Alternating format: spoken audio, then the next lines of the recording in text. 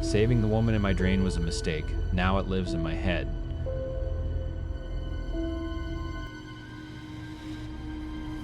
The last time I drank water was 3 days ago. I think I'd rather my tongue turn to sandpaper and my organs shut down than go near a faucet again. I'm writing this on my phone, screen brightness turned all the way down. I'm in my closet, wedged between old coats that smell like my dad and a box of photos I haven't looked at in a decade. The bathroom door is closed and I've wedged a chair under the knob. A stupid, flimsy gesture. It's not about keeping something out anymore.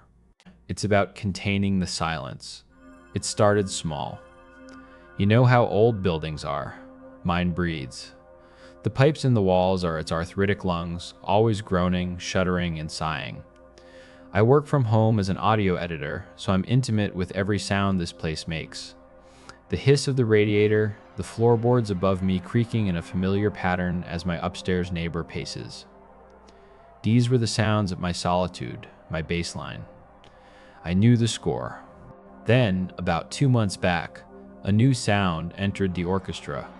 I was in the shower, trying to scald off the residue of a 14-hour workday when I first heard it. Underneath the percussive spray of water, there was something else, a low, rhythmic weeping. It was so faint, I thought it was just a harmonic in the plumbing, my brain making patterns out of noise. Audio pareidolia. I hear it all the time in my work, finding voices in static. I rinsed, got out, and forgot about it. But it didn't forget about me. It was there every time the water ran. A woman, crying. Softly, miserably, from somewhere deep in the guts of the building. For a couple of weeks, I let my rational mind win. It's the pipes. It's a pressure issue. It's Mr. Abernathy's wife on the floor below watching some daytime soap opera. I even asked him once when I saw him in the hall with his wheezing pug. He just adjusted his glasses and told me his wife Elspeth had passed on 3 years prior. Then he gave me a long, pitying look. That's when I started to get scared. The sound began to change. It was learning. One afternoon while I was washing dishes, the weeping morphed into a melody, a tune my mom used to hum when she was cooking, a half-forgotten lullaby from my childhood. I dropped a plate. It shattered in the sink. The music stopped, replaced by the sound of the running water. My running water. My blood ran cold. The bathroom became hostile territory. I started taking 2-minute showers, holding my breath the whole time. I'd brush my teeth using a bottle of water over the kitchen sink. The weeping was still there, a constant, miserable undercurrent, but it was the other things that were undoing me. The little personal touches. One time, it was my name, Keon, stretched and distorted like a tape being chewed up, bubbling up from the toilet bowl as the cistern refilled. I was coming apart. I wasn't sleeping. My work was suffering because every hiss of static in my headphones sounded like the start of that weeping. I felt like I was being haunted by a plumbing issue. Then, last week, it shifted again. It stopped trying to scare me. It started trying to soothe me. I'd come home, my nerves frayed, my head pounding, and turn on the tap to wash my hands. The weeping would be there, but underneath it, a whisper. So tired, Keon. It's quiet down here. No more deadlines, just peace. It was preying on my exhaustion. It knew I was drowning in my life, and it was offering me a way out. The voice wasn't pleading for help anymore. It was offering it. And God help me, a part of me, the worn out, beaten down part, wanted to listen. I found myself standing in the bathroom for minutes at a time, just letting the water run, letting the whispers wash over me. The breaking point was last night. I was lying in bed, the whole apartment silent. I hadn't used any water for hours, and I heard it. Clear as day, as if someone was standing right beside my bed. Kyan. It was her voice. No water, no pipes. Just a clean, crisp, intimate whisper in the dark of my room.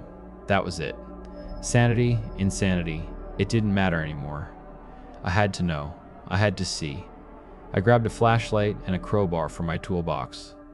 The roof access was a locked metal hatch at the end of the top floor hallway. I didn't bother with finesse. I wedged the crowbar into the frame and put my whole weight on it. The sound of groaning, protesting metal was obscene in the dead of night quiet.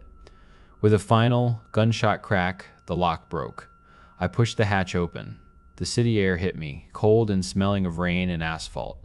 The roof was a dark, glistening plain under a bruised purple sky, and in the center of it, a monument, the water tank.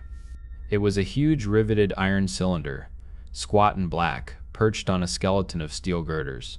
It looked less like a piece of building maintenance and more like an ancient, forgotten war machine.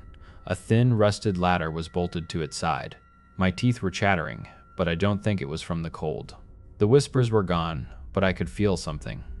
A low, bass-frequency hum that seemed to vibrate up through the soles of my shoes. It was coming from the tank. I walked towards it. Every step felt heavy, like I was wading through something thick and unseen. I put my hand on the ladder. The metal was slick with condensation and vibrated with that deep internal thrumming. I climbed. The wind tried to peel me from the rungs. Halfway up, I pressed my ear to the cold iron wall of the tank. The hum was intense, a physical pressure against my skull. It wasn't the sound of water. It was the sound of a living thing, a massive, sleeping thing. At the top, I saw the lid. A heavy, circular iron plate with two corroded handles. I braced myself, grabbed them, and pulled. Nothing. I dug my feet into the rungs and heaved, my muscles screaming. With a deep, grinding shriek of tortured metal, it moved. I slid it open just enough to look inside. The smell that rolled out wasn't just bad, it was wrong. It was the smell of a subway tunnel, of wet rocks in a deep cave, of rotting seaweed, and underneath it all, the sharp, electric tang of ozone. It was a dead, ancient smell. I shined my flashlight into the darkness. The beam cut through the black, revealing nothing but water. Dark, still, perfectly clear water. My relief was so sudden and absolute, it almost made me vomit. It was just water. It was all in my head. A wiring problem, a delusion. I laughed, a raw, ragged bark of a sound. I went to push the lid shut. That's when my light caught the movement. It wasn't a ripple. It was a slow, deliberate displacement. Something enormous was uncoiling from the bottom of the tank. A pale shape broke the surface, slick and white like polished bone. It was a curved plate the size of a manhole cover. Then another surface next to it, and another, and another.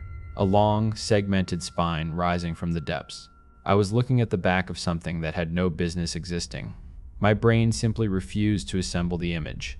Segment after segment rose in a silent, ghastly procession. The body was as thick as a tree trunk, and it just kept coming, coiling and folding in the immense blackness of the tank. My flashlight beam trembled, catching on the fringe of appendages lining its side. Not legs, not fins.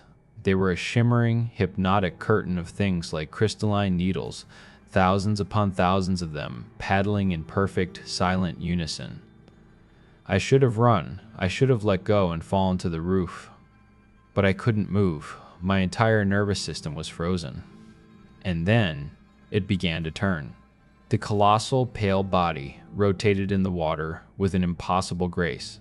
One of the bone-white segments rolled towards me into the beam of my light, and I saw the eye. There was no head, just the endless, coiling body. And in the center of each segment, embedded in the bone, was a single, perfectly round, perfectly black eye, glossy and lidless and ancient. As the thing turned, segment after segment broke the surface, and eye after eye fixed on me. 10, 50, 100 eyes, all staring, all seeing, and I felt it. A psychic impact. A wave of pure distilled cold that bypassed my skin and pierced me to the core. It wasn't just looking at me. It was reading me. It was scrolling through my memories, my fears, my exhaustion. It knew the lullaby my mother used to sing. The paralysis broke. A sound tore out of my throat, a strangled, high-pitched thing that wasn't human. I slammed the iron lid back down. The clang echoed across the rooftops. I didn't check to see if it was secure. I didn't use the ladder. I just fell, hitting the tar roof with a force that sent a shockwave up my spine. I scrambled up and ran, my legs pumping, my lungs on fire. I threw myself through the hatch, slammed it shut, and sprinted down the stairs, not stopping until I was back in my apartment, the deadbolt thrown, the chain latched. And here I am, in the closet. The building is quiet. The pipes are silent for the first time in months. The voice from the drain is gone. But it's not gone. It just moved. It's inside my head now. No words, no whispers. It's a pressure behind my eyes, a constant low-frequency hum in my skull. It's showing me things. Images. The endless, patient dark of the tank. The feeling of 1,000 crystalline legs moving as one. It's showing me myself from 100 different angles, a tiny, terrified primate peering into its world. It knows me. It's in me. And it's curious. I'm so thirsty. My throat feels like it's closing up. But I can't drink the water. I know what it is now. The water isn't just its home. The pipes are its veins, its nervous system, running through every apartment, connecting us all. Every drain is an ear. Every faucet, a mouth waiting to open. What do I do? Where do I go? It saw me. It knows my face better than I do. The pressure in my head is getting stronger. It feels like it's exploring. It feels like it's exploring. It's telling me how patient it can be. But it's also telling me something else, that sooner or later, everyone gets thirsty. A minute ago, from the kitchen, I heard a single, soft drip. Then another. I know I turned the faucet off as tight as I could.